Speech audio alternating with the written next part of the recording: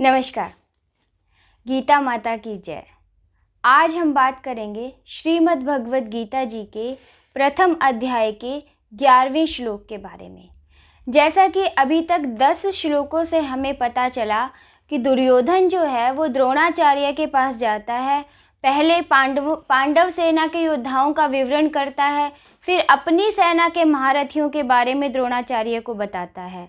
परंतु उसके जो संबोधन का द्रोणाचार्य पर जब कोई असर होता हुआ उसे प्रतीत नहीं होता, तो वो मन में बड़े निराशा के भाव लेकर अपने मन में सोचता है कि पता नहीं मेरी सेना विजयी होगी या नहीं, मेरी सेना में तो एक भाव है ही नहीं।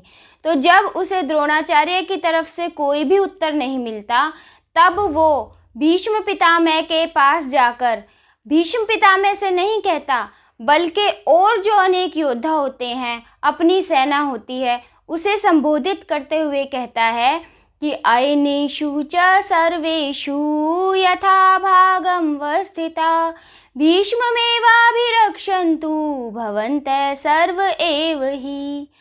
अयनेषु च सर्वेषु अर्थात सभी मोर्चों पर, यथा भागं वस्थिता जो जहाँ स्थित है, या अर्थात जिसको जिस जगह पर स्थित होने की, जिसको जिस जगह से मोर्चे पर युद्ध करने की जिम्मेवारी दी गई है, वो अपनी उस स्थान पर स्थित रहकर चारों तरफ से पितामह भीष्म की ही रक्षा करे।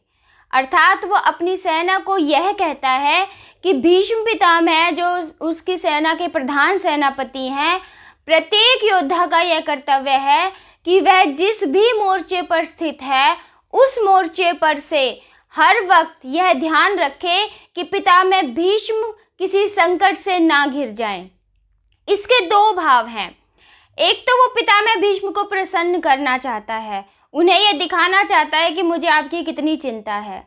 दूसरा वह यह भी चाहता है कि किसी भी तरह से शिखंडी भीष्म पितामह के समक्ष ना प्रकट हो जाए, क्योंकि उसे पता था कि किसी भी परिस्थिति में पितामह भीष्म शिखंडी के समक्ष अपने अस्त्र और शस्त्रों का प्रयोग नहीं करेंगे, क्योंकि शिखंडी पूर्व जन्म में एक स्त्री था और इस जन्म में भी वह स्त्री बनकर ही पैदा हुआ था। बाद में उसने तपस्या कर वरदान से अपने आप को पुरुष बनाया, परंतु पितामह भीष्म उसे अभी भी स्त्री ही समझते थे और उसने महादेव की तपस्या कर यह वरदान भी लिया था कि वह पितामह भीष्म की मृत्यु का कारण बनेगा।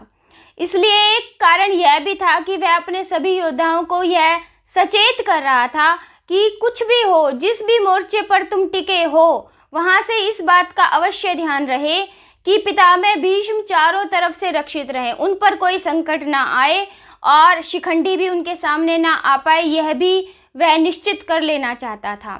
तो उसके मन में एक बार उदासीनता का भाव आ गया था जब द्रोणाचार्य ने उसको कोई उत्तर नहीं दिया। तो दूसरी आशा उसे पितामह भीष्म से जगी और वो उनके पास जाकर उनसे नहीं बल्कि अपने बाकी योद्धाओं को संबोधित करते हुए पितामह भीष्म की चारों तरफ से रक्षा करने के लिए कहता है। ऐसा वह उन्हें प्रसन्न करने के लिए भी कहता है, अपने अंदर थोड़ा सा उत्साहवर्धन करने के लिए भी कहता है और अपनी सेना को उत्साह दिलाने के लिए भी कहता है।